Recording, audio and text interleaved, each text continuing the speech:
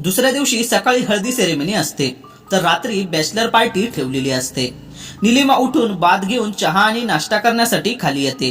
ती तयार होण्यासाठी रूम मध्ये येते तर अक्षय शांत बेडवर झोपलेला असतो। अचानक निलिमाची पावलं त्याच्याकडे वळतात। ती सोफ्याजवळ बसते, त्याला बघतच बोलते, कोण आहेस तू नक्की? तू तर माझ्या आयुष्यात माझ्यासाठी बेस्टमॅन म्हणून आला आहेस। का करतोस एवढं माझ्यासाठी? कोण आहे मी तुझी? माहित नाही, पण माझ्या मनात तुझ्याबद्दल खूप आदर आहे। तुझ्यामुळे मी माझ्या प्रेमापर्यंत पोहोचू शकत आहे। तुझे जेवढे आभार मानावं तेवढं कमी आहे। पण का माहित नाही, जेव्हा मुली तुझ्याकडे बघत असतात ना तेव्हा मला खूप राग येतो। तू सोबत असलास ना की मला खूप सुरक्षित वाटतं। तेवढं मला राहुल सोबत कधीच वाटलं नाही। तू माझ्या या परिस्थितीचा गैरफायदाही घेतला नाहीस। एवढं निस्वार्थी कसा कोणी असू शकतं? मला माहित नाही मी तुझ्यासाठी काय करू शकेन, पण जोपर्यंत मी आहे तोपर्यंत मी तुला त्या शीतल पासून प्रोटेक्ट नक्की करेन। माहित नाही, पण तुझ्यासोबतचा हा प्रवास संपूच नाही असं वाटतं। पण जेव्हा तू मला राहुल जवळ सोडून जाशील तेव्हा मी हे चुकीचं तर करत नाही ना? अक्षय, माहित नाही तुझ्या आणि माझ्यात काय नातं आहे, पण हे जे काही आहे ते खूप छान आहे। खूप काही केलं आहेस माझ्यासाठी। मी मरेपर्यंत तुझे हे उपकार विसरणार नाही। ती त्याच्यासोबत बोलत होती। तिच्या डोळ्यातून येणारे अश्रू पुसत ती तिथून उठते आणि गॅलरीत जाऊन उभी राहते। ती उठून गेल्याची चाहूल लागताच तो डोळे उघडून बघतो। त्याच्या चेहऱ्यावर एक स्माइल येते। तो परत ब्लँकेट चेहऱ्यावर घेऊन झोपी जातो। ती तयार होऊन भिंतीला टिकून उभी असते। तो बाथ घेऊन बाहेर येतो। तिला तसं उभं बघून तो विचारतो, काय झालं, तू अशी का उभी आहेस? निलिमा तो केस पुसत बोलतो, प्लीज तुम्ही प्रियाला बोलवता का? ती थोडं ओकवर्ड फील करत बोलते। का, काय झालं? तो काळजीने विचारतो। ते माझ्या ब्लाऊजची मागची नॉड बांधायची आहे म्हणून मी प्रियाला बोलवा म्हणाले। ती थोडं चिडून बोलते, ओके ओके तू चिडू नकोस, मी बोलावतो तिला। तो मोबाईल हातात घेऊन तिला कॉल लावतो। रिंग जात असते पण कोणी कॉल रिसीव्ह करत नाही। तो परत कॉल करतो। दुसऱ्या वेळेस कोणीतरी कॉल रिसीव्ह करतं। हॅलो प्रिया, तो पुढे बोलणार तोच पलीकडून उत्तर येतं, प्रिया मेकअप मध्ये बिझी आहे। ओके ओके तो कॉल कट करतो आणि तिच्याकडे बघतो। सॉरी, ती मेकअप मध्ये बिझी आहे आणि जवळजवळ सगळेच तयार होण्यात बिझी असणार। मी एक काम करतो, शीतलला बोलावतो। तो मोबाईल ऑन करत बोलतो। तशी ती चिडून तिथे येऊन त्याच्या हातून मोबाईल काढून घेतं। का, खूप आठवण येत आहे का तिची? ती रागाने मोबाईल बेडवर फेकत बोलते। मग काय करणार आहेस? तो तिच्याकडे बघत बोलतो। ती पण काही वेळ विचार करते आणि बोलते, मी चेंजेस करते। ती चेंज करायला जाणार तो अक्षय तिला अडवतो। तुझा माझ्यावर विश्वास असेल तर मी बांधू? तो नजर खाली घेत बोलतो। तशी ती त्याच्याकडे बघते। मी डोळे बंद करतो। तो गळ्याला हात लावत बोलतो तसं ती हसू लागते आणि हो म्हणून मान डोलवत त्याला होकार देते। तो तिला स्वतःकडे ओढतो। तशी ती त्याच्या अंगावर आदळते। तिचे दोन्ही हात त्याच्या छातीवर असतात। तो डोळे बंद करून तिच्या ब्लाऊजच्या नॉड बांधू लागतो। ते बांधताना त्याच्या हाताचा स्पर्श तिच्या पाठीला होताच तिच्या अंगावर रोमांच फुलतात। ती त्याचा टी शर्ट घट्ट पकडते। ती त्याच्या अगदी जवळ असते, त्यामुळे त्याचा शॅम्पू आणि शॉवर जेलचा वास स्पष्ट जाणवत होता। तुम्ही मुली हे असले अवघड कपडे का घालता?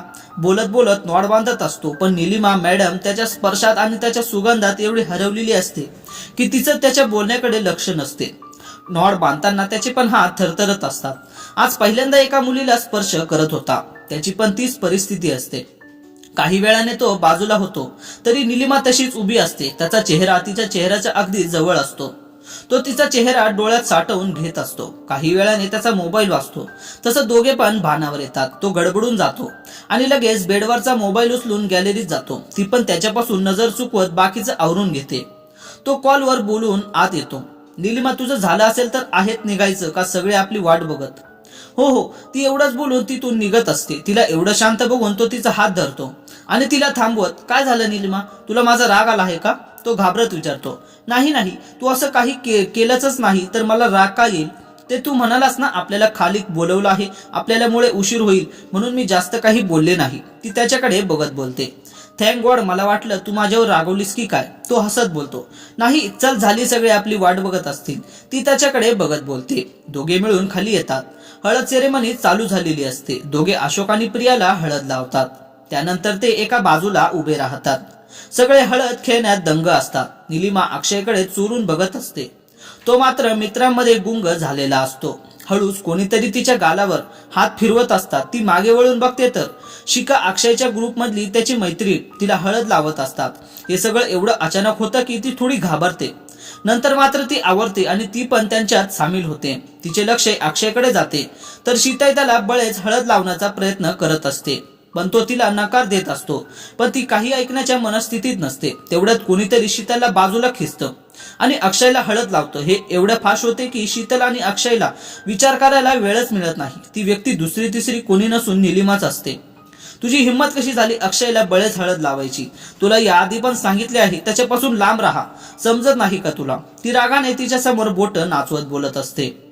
हे बघ निलिमा, तो तुझा होणारा नवरा आहे, झालेला नाही. त्याचा एवढा हक्क गाजवत आहेस. तुझा नवरा होण्याआधी तो आमचा मित्र आहे हे लक्षात ठेव. शीतल पण चिडून बोलत असते. हो हो माहित आहे मला, पण त्याला अशी जबरदस्तीने हळद लावत आहेस तू.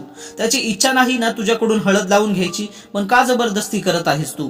ती पण चिडून बोलत असते. तुला तर मी नंतर बघून घेईन. तुला अशी अद्दल घडवेल ना आयुष्यभर विसरू शकणार नाही. शीतल तिच्या समोर बोट नाचवत असते. तसं अक्षय रागाने तिचं बोट हातात धरून मुरगाळत बोलतो. तुझी हिंमत कशी झाली माझ्या समोर माझ्या बायकोला धमकी द्यायची? जेवढं शक्य होईल तेवढं माझ्या आणि माझ्या बायकोपासून दूर राहा, समजलं?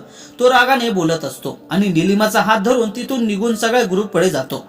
शीतल पण रागाने पायापटत तिथून निघून जाते. सगळे हळद खेळण्यात दंग असतात. हळद सेरेमनी नंतर सगळे फ्रेश होण्यासाठी रूम मध्ये येतात. निलिमा रूम मध्ये आली की बाथ घेण्यासाठी बाथरूम मध्ये जाते. ती बाथ घेऊन बाहेर येते. अक्षय तिलाच बघत असतो. तिने शॉर्ट जंपसूट घातलेला असतो. केसातून टिपकणारे पाणी, चेहऱ्यावर मेकअपचा लवशेसन नाही तरी ती सुंदर दिसत होती. त्याला तिची गंमत करण्याचे सुचते. अक्षय आवर लवकर, मला खूप भूक लागली आहे. ती त्याच्या समोरून गॅलरीकडे जात असते. तोच अक्षय तिचा हात धरून तिला ओढतो आणि भिंतीवर पुश करतो. त्याने असं अचानक केल्याने ती घाबरते. तो तिच्या अगदी जवळ जातो. तिच्या चेहऱ्यावर येणारे ओले केस तो बोटांनी कानामागे ढकलतो. तुला काय एवढा राग आला? शीतल माझ्याजवळ आली आणि मला हळद लावली म्हणून. You are jealous to Sheetal. तू माझ्या प्रेमात तर पडली नाहीस ना? तो ते तिच्या कपाळावरून गालावरून बोट फिरवत बोलतो. त्याच्या स्पर्शाने ती डोळे घट्ट मिटून घेते. तिच्या श्वासोच्छवास वाढत असतो. ती काहीच उत्तर देत नाही. तसं तो परत बोलतो. बोल ना निलिमा, तू माझ्या प्रेमात तर पडली नाहीस ना?